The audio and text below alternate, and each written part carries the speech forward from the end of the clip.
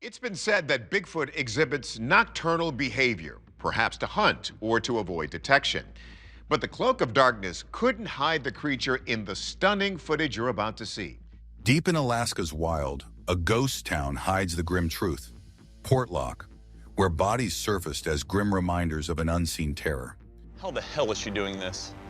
She's telling us stuff she couldn't possibly know. This is kind of freaking me out.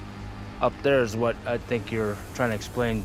So just over the hill, there's a creek where mutilated bodies were found. Witnesses described a hulking figure, part man, part beast, stalking the woods with calculated menace. Was it the Nantiinaq, the cannibal giant of legend, or something even more horrifying?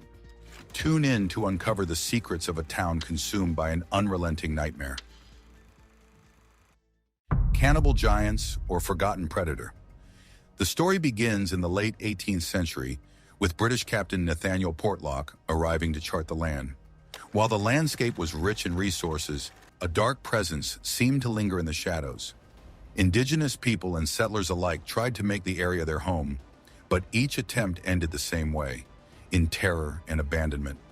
Something or someone did not want them there. Beneath the surface, a long-buried secret stirred, ready to strike. At first, it seemed like natural dangers were to blame. The Alaskan wilderness is no stranger to predators, harsh weather, and accidents. But as more settlers vanished or turned up dead under bizarre circumstances, whispers grew louder. It's terrorizing people, killing their pets, being destructive. That's the kind of specimen that I'd like to take. If I'm out in the woods one night or one day and I see a Bigfoot, I'm not going to shoot. Bodies were found mutilated in ways that no bear or wolf could explain. Strange marks on trees and ground near the scenes hinted at a predator far beyond the norm. Villagers spoke of an enormous creature stalking the woods, a hulking figure that some described as a hairy giant. It wasn't just animals they feared. Their own pets and livestock began disappearing, sometimes found dead in gruesome states. The fear took root, spreading through the settlement until the town's first exodus. People packed their belongings and fled, leaving behind their homes and livelihoods to escape whatever hunted them. The area's indigenous groups had their own stories of the wild man of the woods, a supernatural being that they believed protected the land. Their warnings to avoid this doomed locale were not taken seriously by the settlers, who paid the ultimate price. As rumors spread about the terrifying humanoid, the place's reputation as cursed ground solidified. Efforts to rebuild the settlement came and went over the years, with brief moments of hope and prosperity. The town flourished for a time in the early 20th century, fueled by its canneries and natural wealth. However, the dark presence never left. In the 1930s and 1940s, more settlers reported strange encounters and disappearances. Hunters told of heavy footsteps following them in the woods, of guttural cries that sent shivers down their spines. Has been closely examined by more PhDs and anthropologists than any other data set in all Bigfoot history. I think it's a Bigfoot, but whatever that is, it is quite large and quite massive. Families barricaded their homes at night, afraid of what might be lurking outside. The most infamous tales often involve its gruesome deaths. One such story involves a logger who ventured too deep into the forest, only to be found later with injuries so severe that no known animal could have caused them. His sled dogs, loyal companions, were torn apart, their remains scattered like a grim warning. Another chilling account describes a fisherman whose overturned boat was found clawed and broken, as if a massive creature had attacked it. For decades, these stories added to the settlement's sinister legend. Skeptics suggested more earthly explanations, bears, wolves, or even accidents blown out of proportion. But others believed something darker was at play, pointing to the consistent patterns of fear and abandonment. Adding to the mystery, some researchers proposed the theory of infrasound. This low-frequency sound, often inaudible to humans, can induce nausea, anxiety, and an overwhelming sense of dread. Animals like tigers and whales are known to use infrasound, and some speculate that the mysterious creature could have wielded it as a weapon. Whether it was a natural phenomenon or an intentional act by the mysterious predator, the effects were undeniable. The indigenous stories of cannibal giants, known as the Nantiinaq, only deepened the intrigue. These beings were said to emerge from the wilderness when food was scarce, hunting humans as prey. The descriptions of the Nantiinaq bore striking similarities to modern depictions of Bigfoot, with their towering stature, immense strength, and almost supernatural elusiveness. The most unsettling part of the town's history is its cyclical nature. Each attempt to settle the area ended in despair, with the last major exodus occurring in the 1950s. By then, the stories had become too much to ignore. Entire families left en masse, abandoning their homes and businesses to escape the unrelenting terror. The once thriving community became a ghost town, swallowed by the Alaskan wilderness. Today, this abandoned site remains deserted, a haunting reminder of the forces that drove its residents away. Portlock was cursed and Bigfoot's place and nobody goes there. Adventurers and paranormal enthusiasts occasionally visit the area, hoping to uncover its secrets. They return with tales of eerie sounds, strange tracks, and an undeniable feeling of being watched.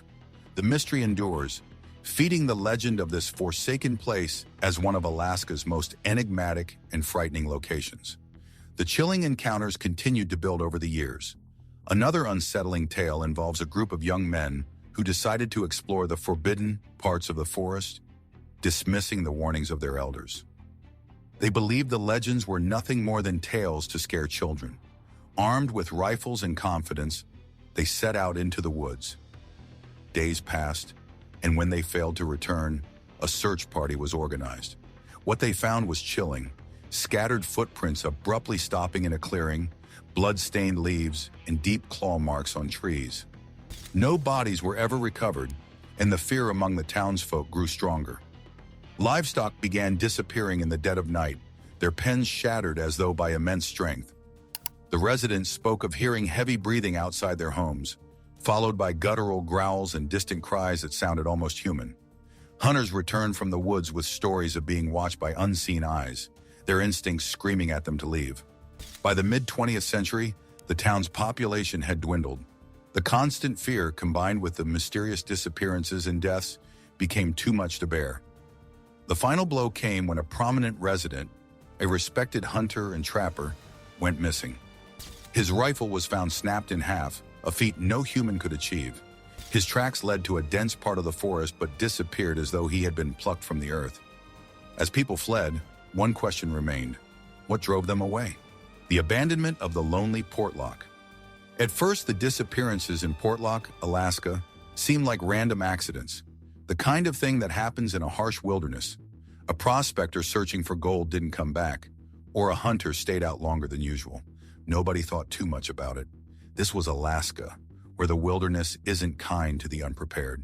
People could easily get lost in the dense forests or fall victim to the biting cold.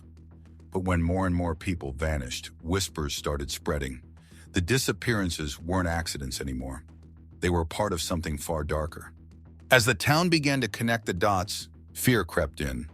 People spoke in hushed tones about a creature they called the Nantiinaq. This wasn't just another bear or wolf prowling the woods. No, the Nantiinaq was different. Stories described it as massive, intelligent, and, most chillingly, vengeful. It wasn't just an animal trying to survive. It seemed to harbor a grudge, as though it had scores to settle. Some compared it to predators like tigers or elephants that retaliate against those who harm them. The Nantiinaq didn't just kill, it punished. At first, the skeptics scoffed. They said the missing people had simply gotten lost, succumbed to the cold, or fallen into the many natural dangers of the Alaskan wilderness. But then, the bodies began to appear. What they found shattered any hopes of a simple explanation. What we do know is that this area has everything that a large animal would need to survive: food, shelter, water. So my hope is that these cameras will show us. Some corpses washed up in the bay, their flesh torn by deep claw and bite marks. Others were discovered deep in the forest, mutilated so badly they were almost unrecognizable. These weren't ordinary animal attacks. The wounds were savage, brutal, as if the attacker had wanted to make a statement. The fear in Portlock grew with every discovery. Armed patrols began to walk the streets. Strict curfews were enforced. Families stayed indoors after dark. and the forest became a place nobody dared to go. But no matter what precautions they took, it didn't stop. The attacks continued, and the Nantiinaq grew bolder. It wasn't just stalking people in the woods anymore. It was coming closer to the heart of town. Some people clung to rational explanations. Maybe it was an unusually large and aggressive bear, they said, one smart enough to evade traps and skilled at stalking its prey. But most residents didn't believe that for a second. The Nantiinaq wasn't just an animal. It was something else, something far more dangerous. It moved with a purpose, and it seemed to know exactly how to instill terror. By the late 1940s, Portlock was unraveling. The once thriving community was now gripped by dread. The residents couldn't fight the creature. They couldn't even understand it. The final straw came when a mutilated body was found washed down from the mountains.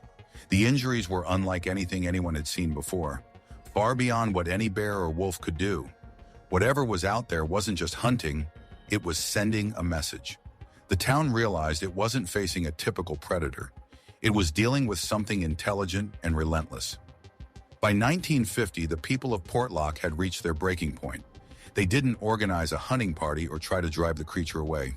Instead, they made a decision that still baffles many to this day. Under the cover of darkness, the entire town fled. Homes, businesses, and belongings were left behind as the residents abandoned their lives in a desperate bid for safety. One man stayed behind, a postal worker determined to finish his duties. Alone in the empty town, he reported hearing heavy, deliberate footsteps echoing through the deserted streets. The sounds were unmistakable, two-legged and unnervingly slow, as if the creature knew he was there and was toying with him. After enduring several nights of this haunting presence, even he left. By 1951, Portlock was completely abandoned, but the story didn't end there. With the town empty, you might think the Nantiinaq would disappear back into the wilderness, its prey gone. But that's not what happened. Reports of strange encounters and eerie sightings began to surface miles away from Portlock. Whatever the Nantiinaq was, it seemed to have expanded its territory. In 1969, nearly 2 decades after the town was abandoned, a hunter ventured near the old village. He heard subtle footsteps trailing him, the kind that make the hairs on the back of your neck stand up. Then came a scream, raw, guttural, and terrifying, that sent him running for his life. He barely escaped, shaken to his core. A few years later, in 1973, Started moving towards that heat signature, and I'm still scanning the area as much as I can with the thermals while trying to also juggle my flashlight so that I could get through this terrain. 3 hunters seeking shelter from a storm decided to camp in the abandoned village. As they huddled together, they heard heavy footsteps circling their camp.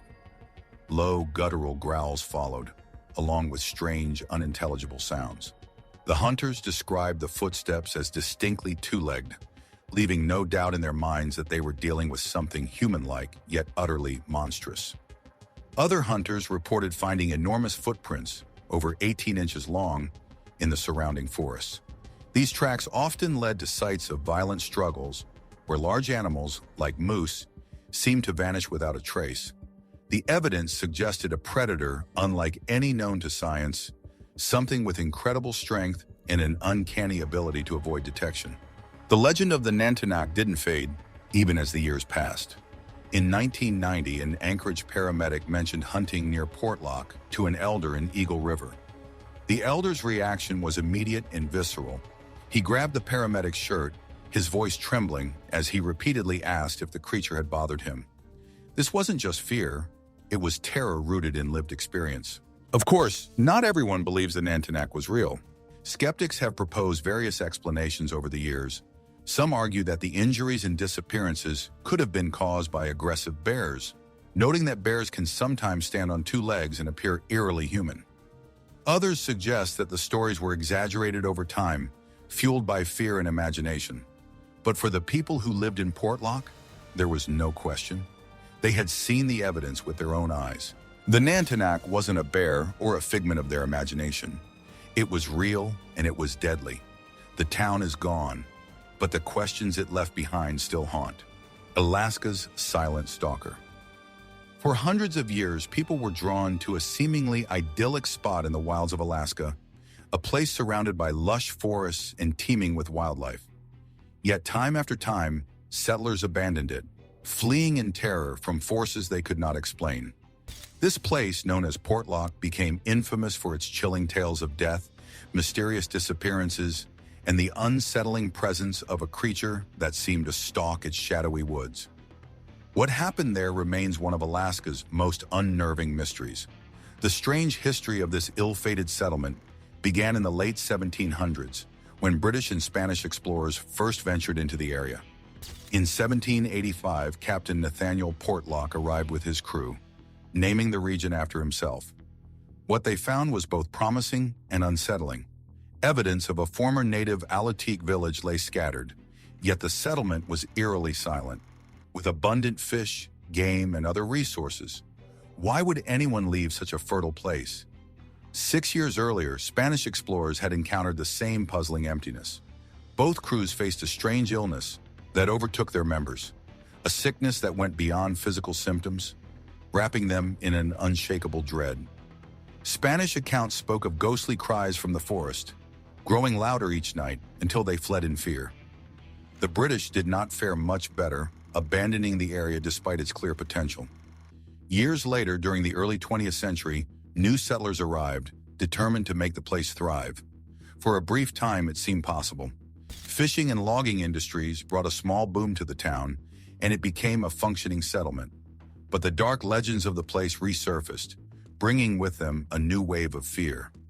Residents began to speak of mutilated bodies washing ashore near the village. These were not simple animal attacks. The victims were dismembered in ways that defied logic, their remains bearing no resemblance to injuries caused by any known predator. Even more chilling were the disappearances. Some accounts claimed that up to 30 people vanished during this period, though official records report fewer. These unexplained events drove whispers of an intelligent and malevolent force lurking in the dense forest. We just carpeted this entire forest floor with seismic sensors, but nothing is going off. Is it possible that whatever I saw... The locals began to blame the Nantiinaq, a creature described as part man, part beast, and entirely terrifying.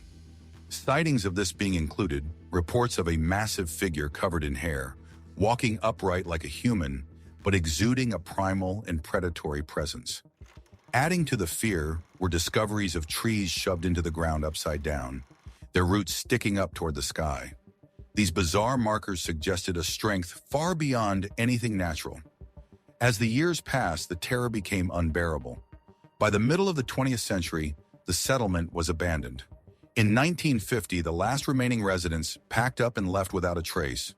They believed they were outsmarting the creature by vanishing without warning. Only one man, a post office worker, stayed behind temporarily. His reports were unsettling.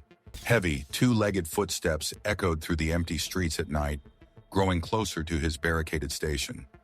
Even he eventually fled, leaving the town to the wilderness. Skeptics have attempted to rationalize the events of this ghostly village, suggesting that economic hardship and the challenges of living in remote Alaska might explain its desertion, but these theories do little to account for the sheer terror expressed by those who lived there, or the horrifying accounts of mutilations and disappearances. Some scientists point to natural phenomena like infrasound, a low-frequency sound wave that can cause nausea, panic, and a sense of unease. Produced by certain animals or environmental factors, this might explain the dread that gripped the settlers. But it does not explain the physical evidence, the bodies, the dismemberments, and the upended trees. Theories about a predatory bear have also been suggested, though locals vehemently dismiss this idea. No bear, they insist, could commit the acts attributed to the Nantiinaq. One of the most gruesome stories involved a logger named Andrew Kamluck. His body was discovered with his head crushed, seemingly by his own sled. The sled, far too heavy for an ordinary person to move, had been flung a great distance from the scene. His sled dogs were found torn apart, their remains scattered as if by an impossibly powerful force. Such accounts left the townspeople convinced they were dealing with something far beyond the natural. There were also encounters that were less deadly but equally horrifying. One man, while chopping wood near the shoreline, saw a massive, hairy figure standing upright on the beach. Its gaze was intelligent, almost human, yet filled with a primal menace. Frozen in terror, the man fled, unable to even think of defending himself. The creature's presence was undeniable, and its growing boldness only deepened the fear gripping the community. In 1950, when the last residents left, they took with them stories of nightmarish encounters and inexplicable events. But the legend of the abandoned settlement did not end with its desertion. Over the years, hunters, adventurers, and the simply curious have ventured near the forsaken town, often with chilling results. In 1969, a hunter tracking wild goats in the forest reported being followed. What began as subtle movements in the underbrush escalated into a full-fledged chase. He fled for his life, hearing blood-curdling screams behind him as he barely escaped the woods. Other reports tell of enormous footprints found near the town, measuring over 18 inches long. These tracks, undeniably human-like but far too large, were found near the site of a violent struggle. One group of hunters discovered flattened grass and signs of a moose's final stand, its tracks ending abruptly. The conclusion was chilling. Something incredibly powerful had taken down the large animal and carried it away. These incidents continued into the 1970s and beyond, keeping the legend alive. The tales of the Nantiinaq often intersect with other stories of giant, humanoid creatures reported around the world. Some researchers liken it to Bigfoot, or the legendary giant said to roam the Solomon Islands. Descriptions of the Nantiinaq, its towering height, incredible strength, and two-legged movement, align eerily with these other accounts. If true, it raises unsettling questions about what might still lurk in the uncharted corners of the world. Not everyone agrees on the supernatural explanation. Some suggest the abandonment of the settlement had more to do with practical reasons. Residents like Sally Ash have claimed that economic opportunities in other towns, better schools and churches drew people away. But even this explanation is complicated by conflicting accounts. Ash's cousin, Melania Kell, gave a different story in an interview with the Homer Tribune. Kell insisted that her people left because the area was killing them. She described the Nantiinaq as a real and terrifying presence, responsible for the town's downfall. Ash, however, refuted her cousin's claims, downplaying the role of the creature while acknowledging its sightings.